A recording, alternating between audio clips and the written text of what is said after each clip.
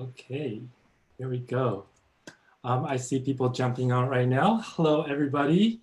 Happy Friday to you all. Hope you're all looking forward to the weekend. This is the Wisdom Club Live with Leo Chen. We are on episode number 62, so welcome for those who are hopping on. We here are always bringing in amazing guests who are inspiring us with unlimited possibilities. And today, I have Farrah Khan. She is the current city councilwoman here in Irvine. I had the pleasure to stay in touch with her and to get to know about all the wonderful things that she has constantly going for our community. And I'm always appreciative that she can spend a little bit of time with us and just kind of update us on everything, but also I want to just be sure. I think the last time she was on, we kind of just dove right into the topics. And I think it would be a great time for us to get to know a little bit more about Farrah. Thank you, Farrah, for being here. Thank you for having me. It's wonderful. I love what you do. Thank you so much. We try to do as much as we can, give a highlight to the people that really make an impact in our community, such as yourself. Thank you. I really appreciate it. So I know that you had quite a background of getting here to this country. And my question to you is sort of a little bit selfish because I am also an immigrant to this country and have come here when I was very young, when I was 11. Some of the people out there know. And I had my own journey, and it's always very special to me. And especially being here in Southern California, feel how fortunate we are and so much opportunities are offered to us. And I always have so much to talk about with my family background. And I feel the same with you, having come from another country. And so how did you end up here in California and in Irvine more specifically? Now it's quite the journey. So actually my dad has been in the US since I would say the 60s probably. And so when he came back to Pakistan and married my mom, he applied for her visa to come to the US, but I don't think we got it until I was actually born and 3 years old. And so my mom and I first went to Chicago because that's where he was. And we lived in Chicago for a while. My younger sister was born there.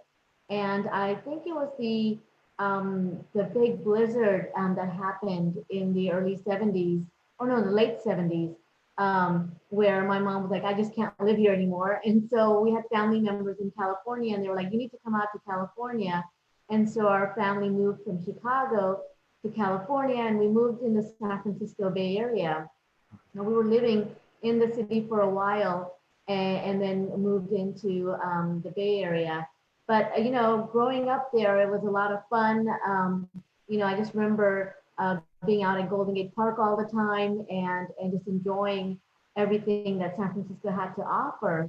And it wasn't until about 2004 when I was married and my husband was starting his own business. He's a chef and works a lot with the television and movie studios.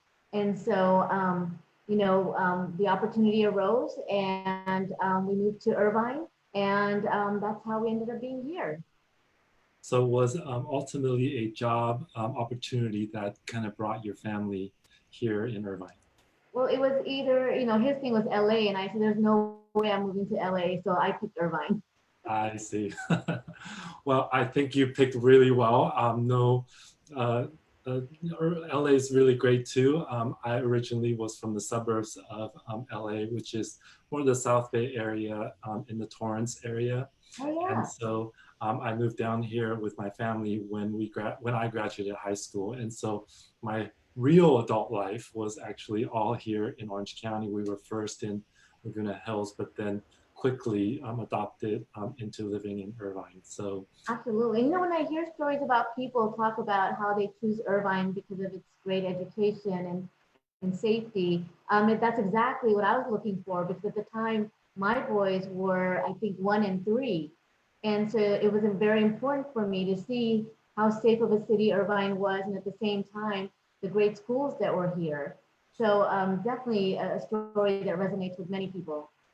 Oh, absolutely. I think academically, especially being immigrants as well, but just the Asian culture in general. Like we're all very very focused on anything academic because we all want to take a full advantage of all the education that we have here in the United States and you know, go far with it. And many people come out of here being lawyers, being doctors, being, you know, people of, you know, very, very, you know, high status because they strive for that, they strive for the academics. But I have to laugh a little bit because I also know that the Asians love food. And so we have such an eclectic, you know, amount of restaurants in Irvine that, you know, yeah, and we just automatically feel like, hey, this is home. And you know, a lot of people that also have a restaurant background or are restaurateurs, they want to start their restaurants and businesses here because it's been such a, and it's been for so many years, business friendly. Would you agree? Yeah, absolutely. I mean, you know, some of the things that we talk about when we're looking at, you know, improving our city and even making it better is the opportunity for businesses here. You know, you have a safe environment, you have one of the best spots. All of our shopping centers seem to be the hub of their neighborhoods. And so, well, the rents are a little high. I understand that we need to work on that side. But other than that, you know, the Irvine is a place to be. People love to go out and eat. And we've seen newer versions of fusion restaurants and new chefs that were on Food Network come to Irvine and want to open up their shops here. So it's really an exciting time. Yeah, you're right. And you know, the rent is a little high, but I have to say the businesses that are started here do so well, you know, that they turn a profit, you know. And so I think the opportunity is wonderful as opposed to being in a lower rent area where you have to really work hard to build your business. I think Right. once you can put together a business plan with all the finances in place, like your chances of, you know, making a great business and great profit here in Irvine. It's such a business supportive, not only the business themselves, the city, but also the public, you know, all the residents here all support businesses extremely well. Oh, definitely. Yes. Yeah. So now, how did you end up in politics? I think most people may not know that. So could you tell us, like, you know, what was your journey? Sure. So again, it's for me, my whole life has been kind of like the winding road. It's never been a straight path. So on myself, I worked as a regulatory affairs manager for a biotech company out in Emeryville. And when we moved down here to Irvine, you know, we didn't realize that we would be within a few months hitting the recession period where all the companies out here had a hiring freeze. So even though I had certain interviews going forward, you know, the companies reached out and said, hey, you know what, we're not going to be hiring right now. And we found ourselves trying to survive off of the new business. And so while we were doing that, you know, I had a little bit more free time because I didn't have a full-time job anymore. And so I got a little bit more involved in the local nonprofits. I'm working on issues like human trafficking and homelessness and other things and found myself through the nonprofit work coming up at city council meetings during public comments and you know speaking up on issues that were being presented or policies that were being put forth and either agreeing or disagreeing. I found myself more and more involved on the local side until I think it was about 2014, 2015, when people started reaching out and were like, you know, why aren't you running for that seat since you seem to be there at every council meeting? And so that interest did spark in me. And so I ran for the first time in 2016. And, you know, I didn't win in 2016, but it was a very good learning opportunity for me. I learned a lot, not only on the political side, but also, you know, a lot as a person, because one of the things that I had to face running in 2016 was the negativity. You know, that no matter who you are, you're going to get attacked from some angle, one way or another. And I think the hardest part was hearing from people that were in politics talk about Irvine maybe not being ready for someone of my background, or not being electable with a name like mine. And when you look at Irvine and how diverse it is, it kind of gets to you like, why would you think that? Like, don't you want to base your votes on the quality of a person, not what they look like or what their name is? And so that really was my driving force in 2018 when I ran. And I think that message went across pretty well because I came in first out of 12 candidates. And I encourage that for everyone. It's, do it because you want to do something good for the community, and your heart's in the right place. Because if it's not, then really you're not doing a service to anyone. Yeah, absolutely. I think the fundamental of things and people in your position is to really be able to serve, no matter what your ethnic background is, and as long as you can come and bring the value that honestly as a resident, everybody craving for. They're really craving for, like, hey, real common sense and real action and real results to our city. And our city is growing at a pace, and its largest city in Orange County. Am I correct on that? I believe area-wise it's probably the second largest, but population-wise it's the third largest. Third largest. And so therefore it's quite a large city, and we want to make sure that it continues to be one of the best cities in the country. And in order to do that, we have to elect properly. We have to find people who are going to represent us in a way that we feel Irvine should be run. We have such great amenities all throughout Irvine. It's endless, whether it's the parks or the schools, but also senior services, communities, and things like that. And we have such a melting pot that there are many other things that people want, and we continue to grow and develop that way. So we need a unique person who can bring those value to the city. And so I'll personally just say that over time, have watching you take action and getting in front of people, more so than anybody in social media. And I'm sure you hear that a lot. And so I think that's really great because businesses or individuals are really, that's where they are getting their news nowadays. And on the go, they can see it on their phone and know right away what's happening, especially with the challenges that we've had this year. And so I think you've been a great value to that, and I think everybody sees that. So on behalf of everybody, all of my friends and family and all of my professional network, we thank you for that.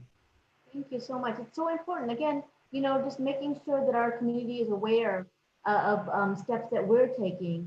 I know it was very unpopular when I pushed for mandating the masks in our city when we did so, but I'm glad we did, and I'm glad I stood out and pushed for it, because now when we look at our numbers compared to other cities in Orange County, even our neighboring cities, our numbers are much lower than our neighboring cities. And so we have been trying to keep our community as safe as possible. And yes, sometimes people will think of it as an inconvenience, but at the end of the day, our job is the health and welfare of our residents here, and making sure that that their health and well-being is being taken care of. So we'll take those necessary steps. And again, it comes back to what are we doing to not only survive this pandemic period, but what are we doing as far as planning for recovery?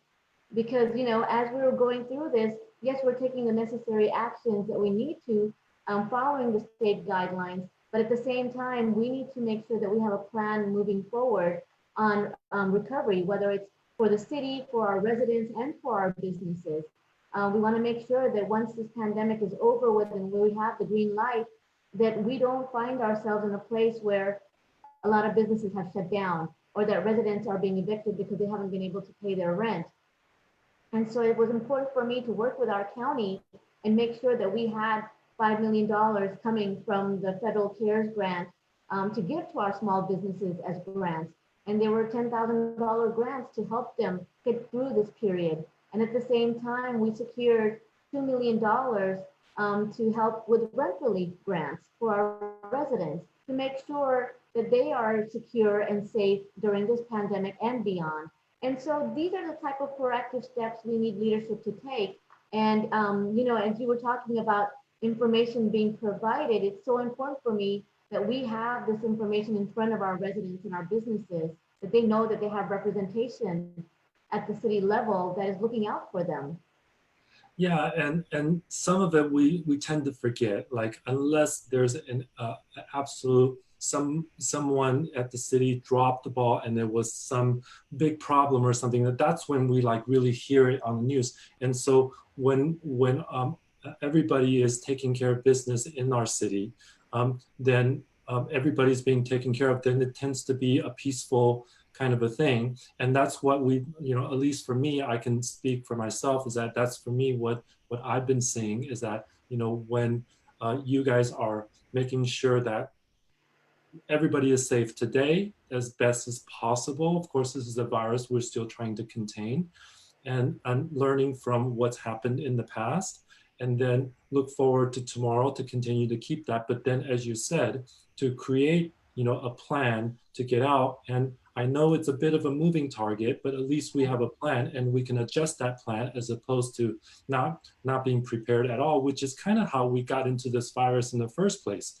It kind of just hit us, in like literally the next day, everything was shut down. Literally all the orders go out, and so we don't want to have that experience, because that was a very shocking experience. So coming out of it, to have a plan that can be adjusted here or there, and giving some plan A, plan B, plan C's to be able to kind of plug and play for what's appropriate is really important. So I'm glad that you guys are definitely talking about that and thinking about that for all of us, here in Irvine. Right. And I just can't stress how important it is. So I appreciate you bringing that up. Absolutely. And one of the first things I did once we were in this pandemic was to bring together our business community, our education community, our healthcare community, and our developers to kind of sit down and say, all right, what's going on in each of these areas? And what are we going to do to make sure that we are in constant communication as we work through this and figure out what's best, what's going to be the best way for us to survive. And so that was really key, because now, even up until now, I have direct communication with all of these groups where I'm checking in on them, making sure that they're, on top of whatever they need to do. If they need help from our side, I'm there for them. And if I need information, that I'm getting it from them. I mean, one of the things I've started doing since the pandemic are these virtual town halls. And, we did one for the small business community. We did one for renters. We just most recently did one for mental health with members of NAMI. And it's so important that, our community understands that there are resources out there for them. Yeah, it's extremely wonderful. Now, me being in the real estate industry, now for the audience out there, there is still a lot of development happening in the Great Park, as it's been slated out for many years previously, and then now, continue to develop. And so what is your outlook, and what has been the discussion with the developer about how they operate the development as it currently?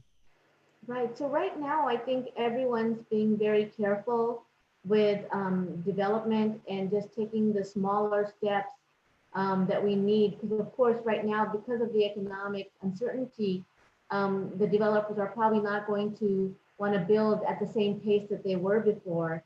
So we will see a slowdown period until we're back on our feet again. But at the same time, we're in constant communication with them to see where they're at and what the plan is. And I think for us, because none of us have gone through this pandemic before, so we don't have any sort of a tool book that we can open up and say, all right, this is what we need to do next.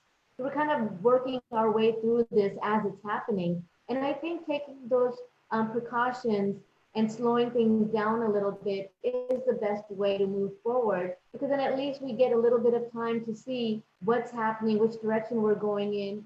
I mean, right now we're seeing that our county numbers are starting to decline a little bit, which is great news. And hopefully it continues to decline so that we can start opening back up and getting back to what our new normal might look like. And at the same time, if that economic recovery is on target as well, then we definitely want to make sure that they are building and we're selling homes and making sure families have an opportunity to move into Irvine. So what are the more specific guidelines? So, obviously, we know about, the stores, the salons, the restaurants that they can't have indoor, dining. Some people have been able to opt for outdoor dining. Now, on the construction side, what are their mandates as far as development and continue to construct? So construction is considered as essential. And so construction is able to move forward as needed. And so I think a lot of people, especially us in the city, we've taken advantage of people being in their homes to take care of a lot of our streets, to expedite any repairs that needed to happen on our streets.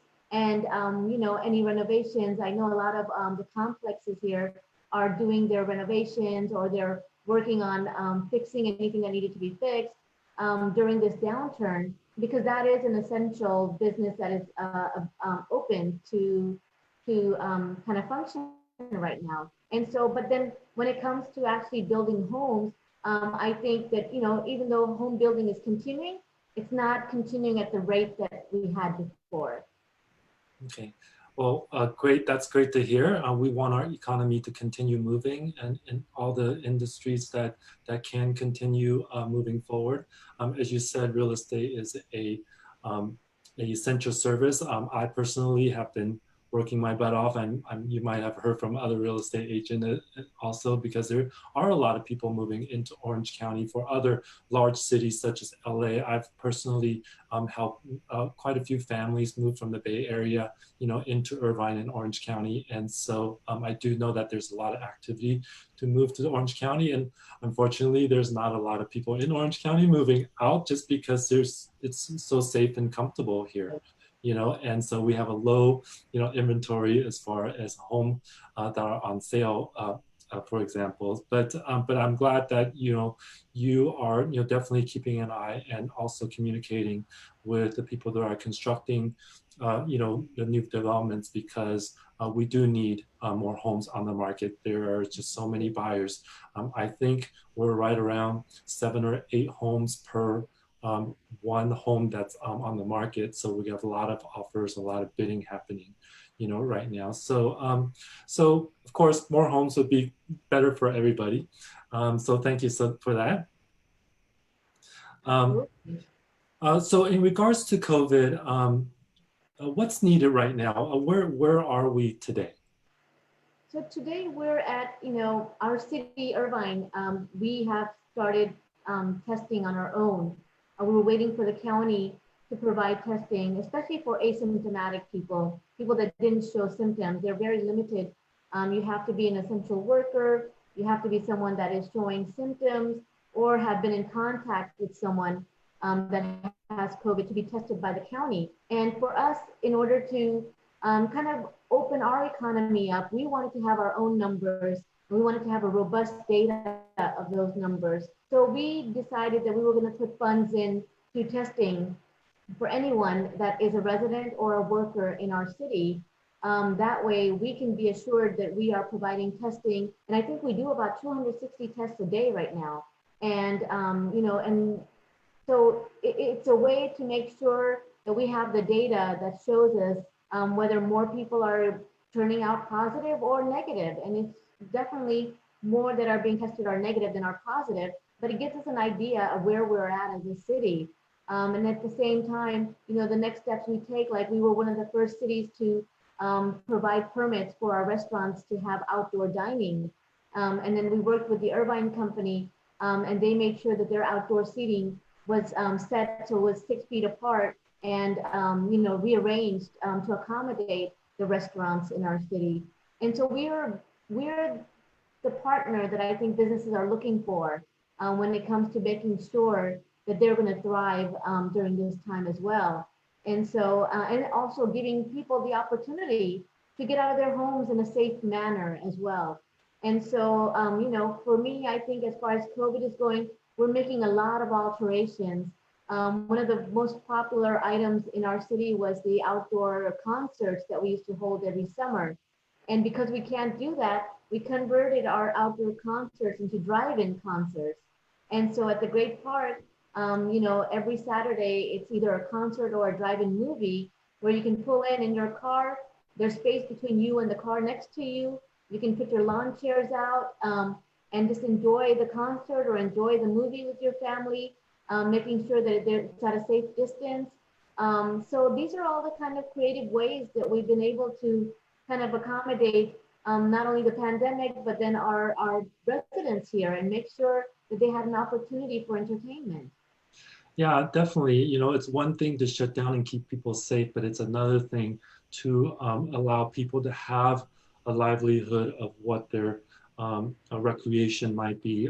If we stop all that for, long length of time, which we have been in this pandemic for some time now, people need an outlet. And I think all of those things are going to help relieve the issues, but then do so safely. But I want to just get a little more specifics on the testing. You currently in the city of Irvine, you guys are offering free tests for. It's at no cost. So basically, if you have insurance, your insurance company will get billed. But if you don't, then it is at no cost to the individual. And Okay. so it's available for all of our residents and those that work in the city.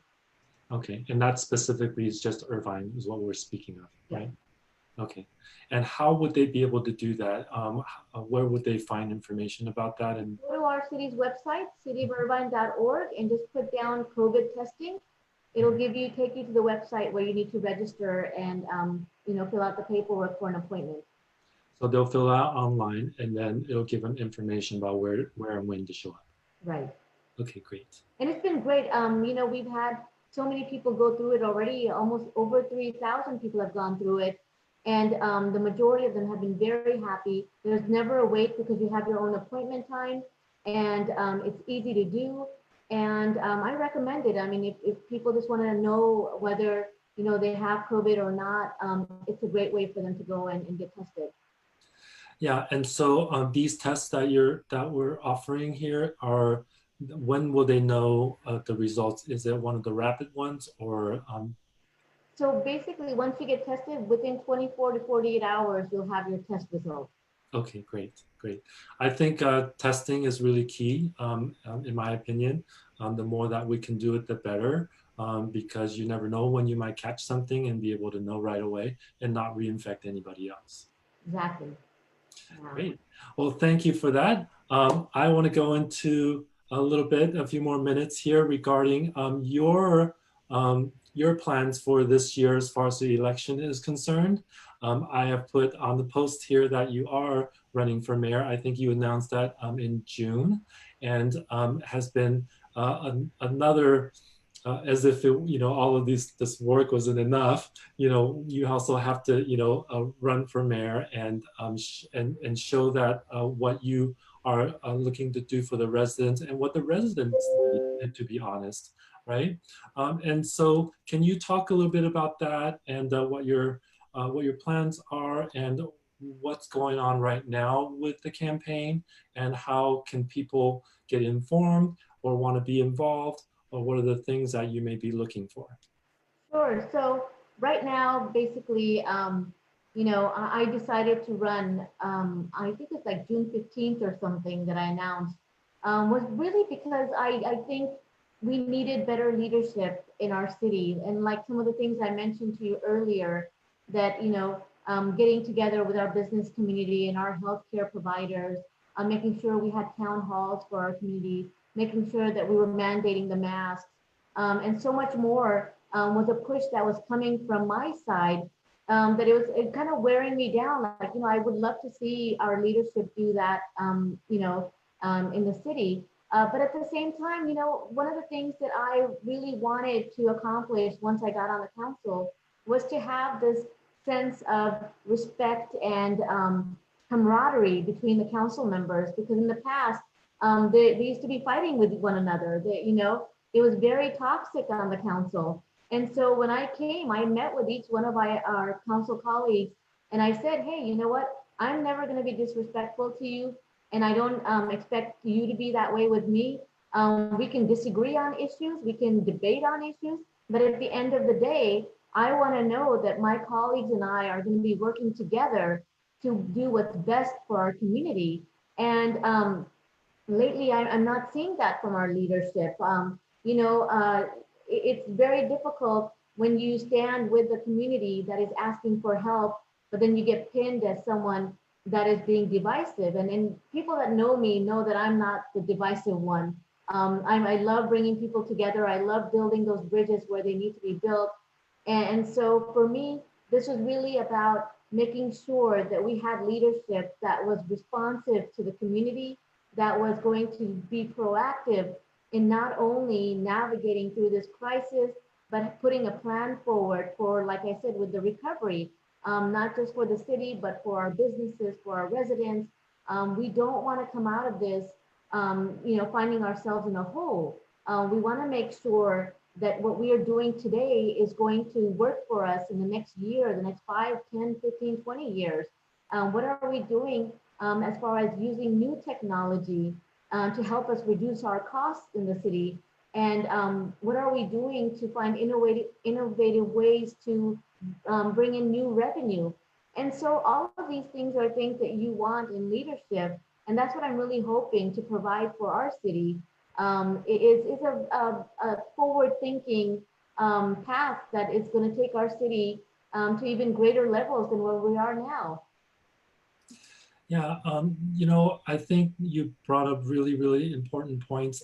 We constantly being bombarded with, you know, the media, whether it's social media news or national news on TV or whichever.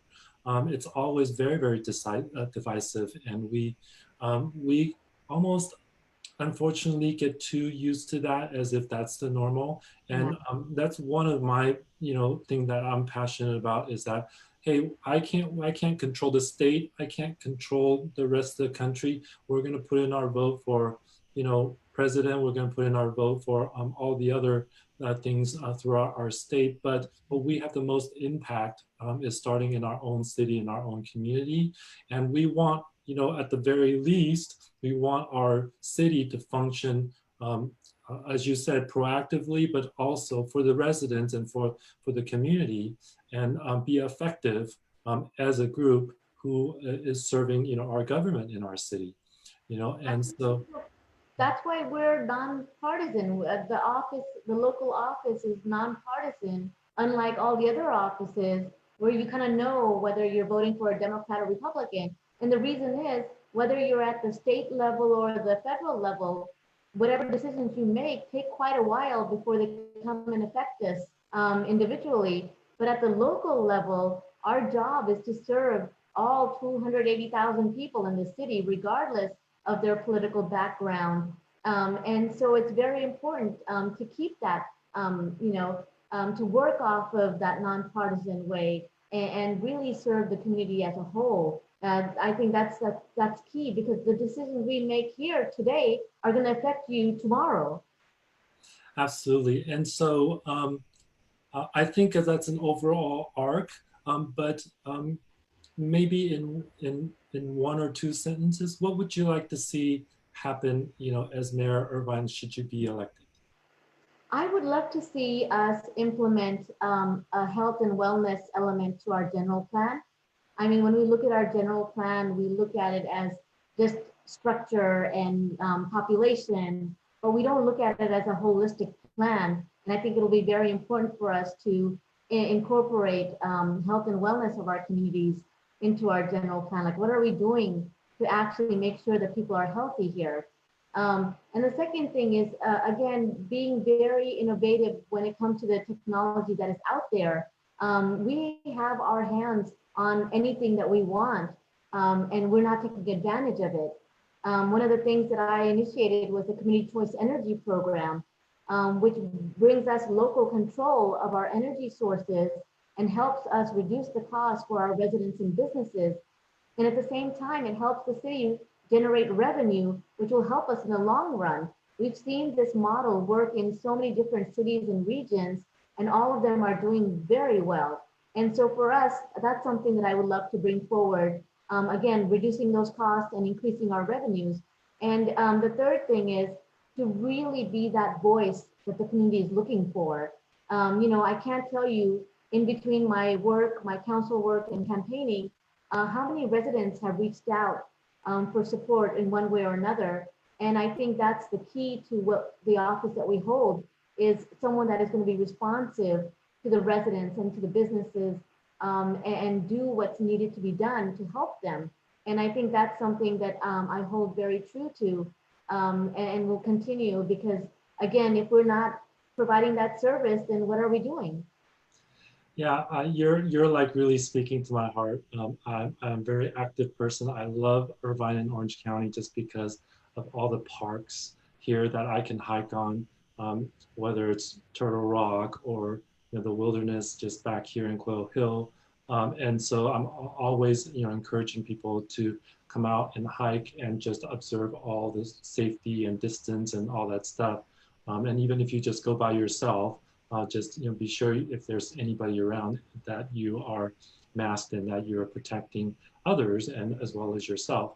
And then with technology, I worked in technology before real estate for 16 years, and I just I think that's the way forward for everything, and to be able to bring that to Irvine. And Irvine is such a technology-driven city to begin with. All the schools are equipped with so much technology. All the new ones, the Portola Springs Elementary was fully equipped when it was built recently. And so, I mean, I really want to highlight those type of things as a general lifestyle and be able to bring people into the city as a person who works in real estate. So you're like hitting the nail really on the head for me. So I really appreciate that.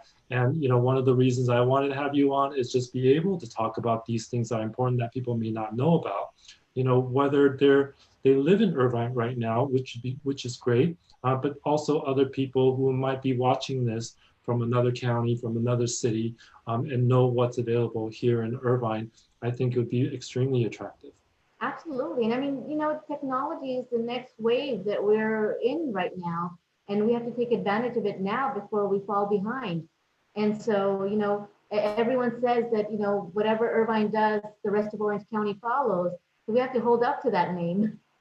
Yeah, and I feel like that's the same thing people say, whatever, Southern California does, or, California as a whole, we blaze that trail for the rest of the country as far as technology is concerned, and so I feel the same way with Irvine, for Orange County and Southern California overall as a safe and great lifestyle model to live by, but also to work and start a business in and be able to thrive here. And so I'm very, very proud to be an Irvine resident, and also very proud of the work that you've done so far since you were elected. And I hope to see more of that work happen and continue to follow up. And any concerns or anything like that, I know you'd be right on top of it. So I really appreciate that. Absolutely. Thank you so much. So I want to wrap this up. I want to be respectful of your time. Thank you so much for coming on. For those of you who are watching live, or if you are watching on a replay, I think many of you will probably be watching on a replay. It's 5 o'clock, and so you're probably happy hour somewhere or at home.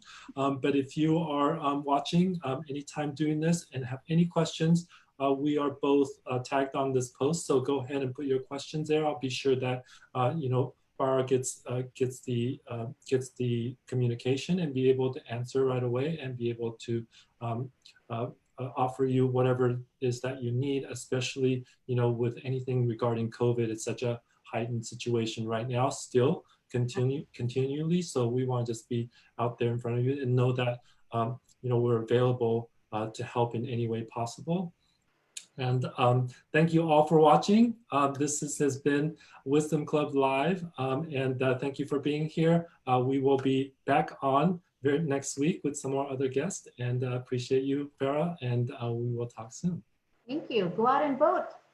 Yes, go out and vote, definitely, and I will definitely be reminding you more of that as we get closer. Have a good night, everybody.